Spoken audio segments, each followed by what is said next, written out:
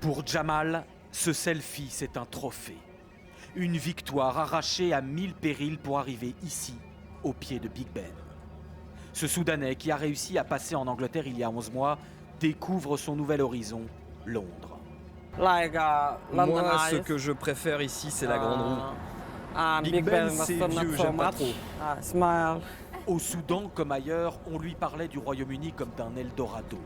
Il a passé un mois dans la jungle à Calais, a détesté la France, a réussi à passer à sa 18e tentative et continuera à propager l'idée que l'Angleterre est bien la terre promise.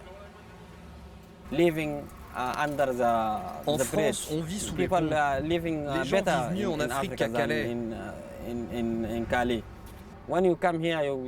Alors qu'ici, quand on arrive, on s'occupe bien de nous.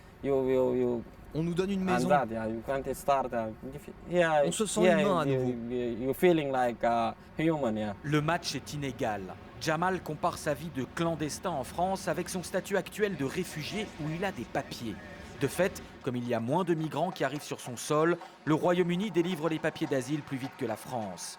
Pour ce comptable de profession, l'atout de l'anglais, langue universelle et une société du travail plus ouverte ont fait le reste. Vous savez, beaucoup de Soudanais ont réussi ici. Je ne pense pas qu'en France, un Soudanais puisse réussir.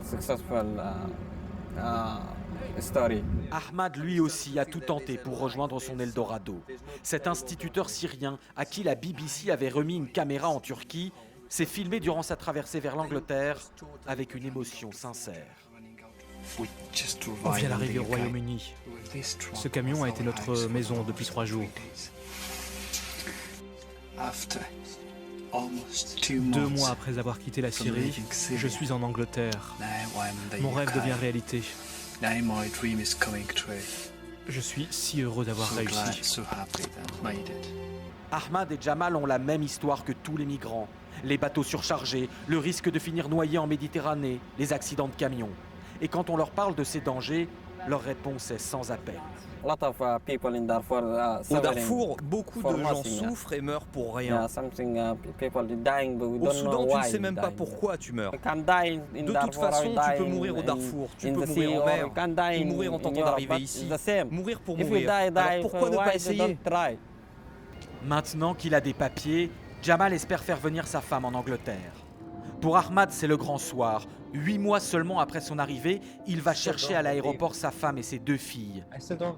La petite dernière est née quand il fuyait Alep et marchait vers l'Europe.